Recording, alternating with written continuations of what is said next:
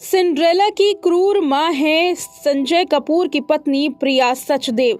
यह आरोप लगाया है करिश्मा कपूर के वकील ने। जी हां, इन दिनों करिश्मा कपूर के एक्स हस्बैंड संजय कपूर के निधन के मामले में लगातार कोर्ट में सुनवाई की जा रही है। जायदाद का ये मामला और भी ज्यादा अब पेचीदा हो गया है।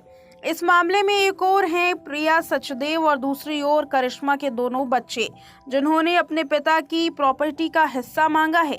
साथ ही वसीयत में छेड़छाड़ करने का आरोप भी लगाया है।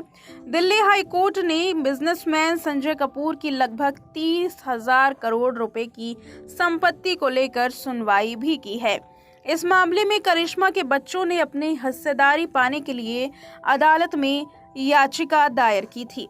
सुनवाई के दौरान करिश्मा कपूर के बच्चों के वकील सीनियर एडवोकेट महेश जेठमलानी ने संजय कपूर की तीसरी पत्नी प्रिया सचदेव कपूर की तुलना तो सिंड्रेला की क्रूर सौतेली मां से कर दी, जिन्होंने सिंड्रेला को काफी परेशान किया और अब उसी तरह प्रिया सचदेव भी अपने सौतेले बच्चों को कर रही हैं।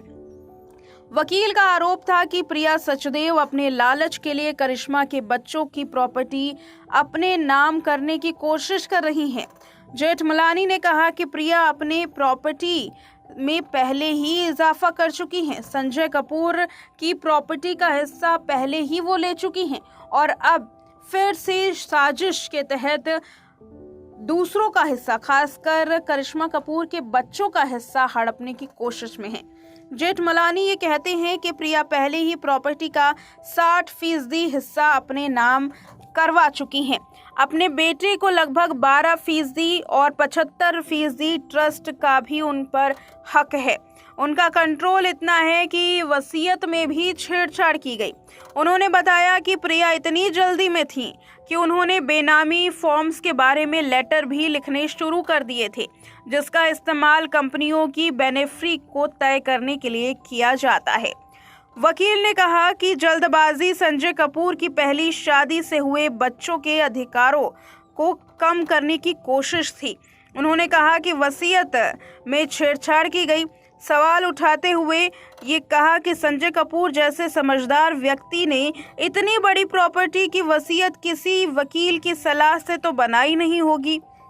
जेठमलानी आगे कहते हैं कि वसीयत टाइप की गई और उसमें कई सारी कमियां नजर आ रही हैं। आखिर ये कैसे हो सकता है? उन्होंने ये भी कहा कि कोई साधारण मामला ये नहीं है, क्योंकि एग्जीक्यूट को लेकर के इसमें इन्फॉर्म नहीं किया गया है। एग्जीक्यूटर को लेकर इसमें कोई भी जानकारी नहीं दी गई। कोई वकील भी इस मामले में शामिल नहीं है। आखिर ये कैसे हो सकता है?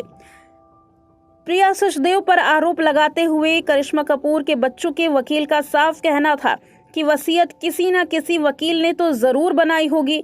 आखिर वो वकील कहाँ है? उसका जिक्र क्यों नहीं है? इतनी बड़ी खामी कैसे हो गई कि एड्रेस और नाम दोनों ही गलत वसीयत में टाइप हो गए? वकील ने यह दावा किया कि वसीयत में बदलाव तब किया गया जब संजय कपूर अपने बेटे के साथ छुट्टियां मना रहे थे। उन्होंने कहा कि जिसने बदलाव किया वो अंतिम संस्कार के एक दिन बाद भी कंपनी का डायरेक्टर बन गया। जेठमलानी ने चेतावनी दी कि वसीयत में फर्जीवाड़ा करना सीरियस क्राइम है और इसके लिए आजीवन जेल भी हो सकती है। आपको बता दें कि केस अब दिल्ली हाई कोर्ट में चल रहा है। अगली सुनवाई आज यानी कि 16 अक्टूबर को होनी है। आज भी करिश्मा कपूर के मामले में कई राज खुल सकते हैं। करिश्मा कपूर के बच्चों के वकील महेश जेठमलानी ने इस मामले में कई सारे बड़े खुलासे करते हुए बताया कि कैसे प्रिया सचदेव वसीयत को छेड़छाड़ करने के लिए किस हद तक गुजरी और कैसे संपत्ति को अपने नाम करवाने की पूरी कोशिश कर रही हैं।